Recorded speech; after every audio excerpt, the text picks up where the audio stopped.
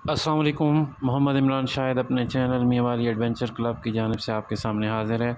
आज हम आपको नवाब ऑफ कालाबाग मलिक अमीर मोहम्मद ख़ान के मशहूर बोहड़ बंगला में लेके आए हैं और आप देख सकते हैं कि सैलाब का पानी आहिस्ता आहिस्ता बंगला के अंदर दाखिल हो रहा है। इससे सैलाब की शिद्दत का भी अंदाज़ा किया जा सकता है। तो आइए आप इस वीडियो को देखें।